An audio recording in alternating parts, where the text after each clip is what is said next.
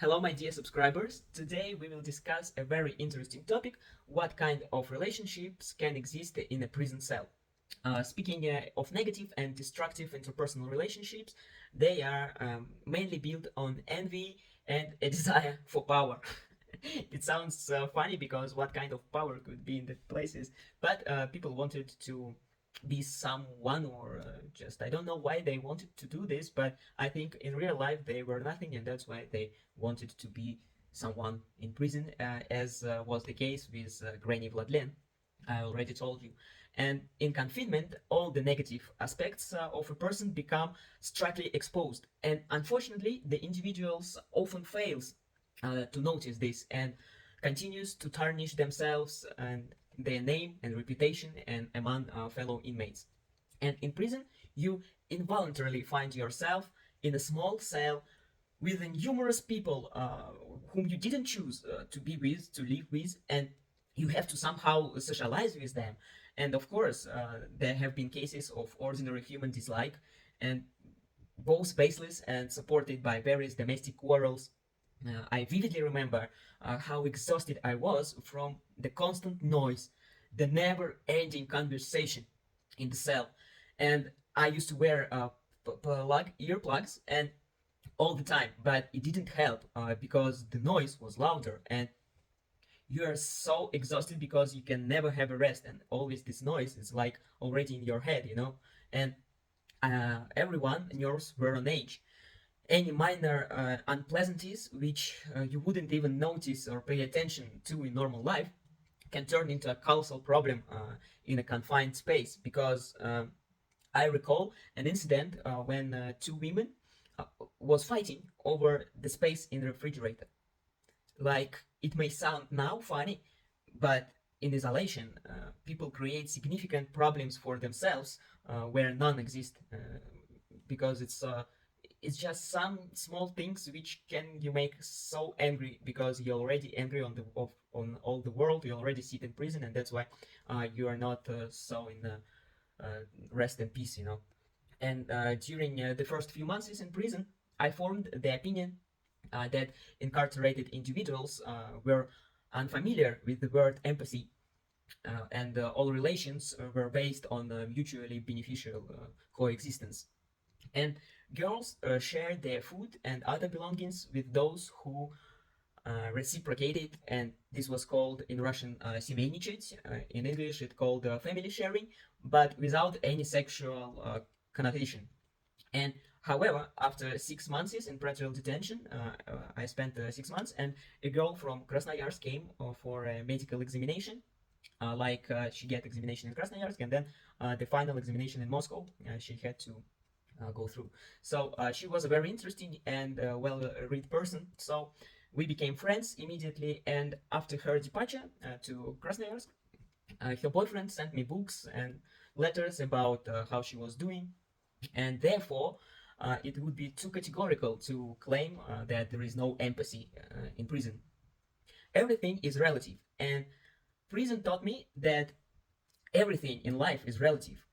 And because before getting to this place, I was so obtuse and categorical that it's embarrassing to remember.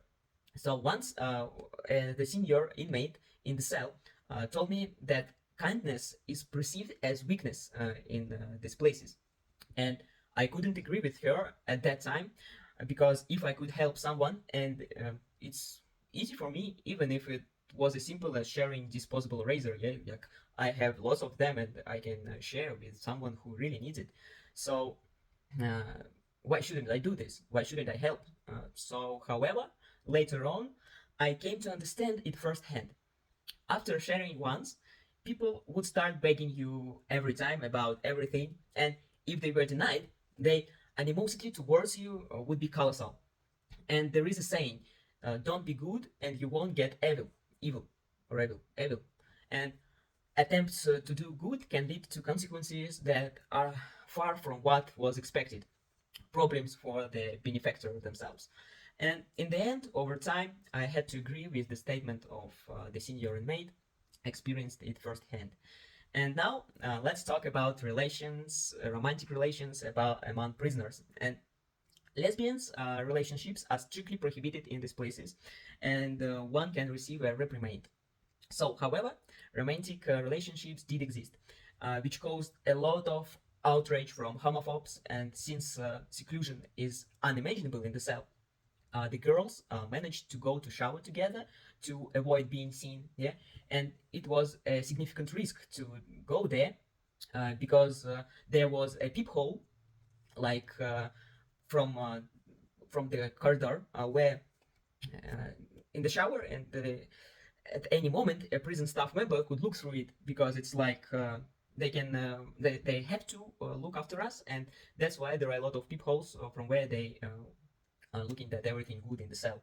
And it was really uh, dangerous to go to shower, but they did it. And on my ages there, no one had a reprimand for relationships. And there was also a toilet in the gym with a door that could be locked from the inside. And as you realize from my past videos, the gym is just a treasure trove of freedom and the passing of prohibited items, malavas, and the opportunity for solitude. But don't forget that it's only available to prisoners who can pay. And it's a disgusting understanding of a hierarchy built on the ability to pay for prisoner services by the evil institution itself. So, in general, if girls were drawn to each other, they found ways to be together. Just simple.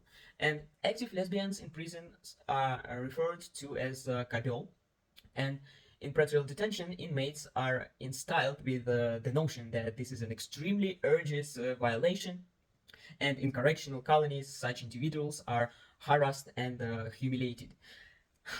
Whether true this or whether this is true or not, I will tell you when I reach correctional colony and see everything with my own eyes. Thank you for support me, likes and subscriptions. I hope you will won't get to these places never. So have a good day. Thank you for watching. Bye.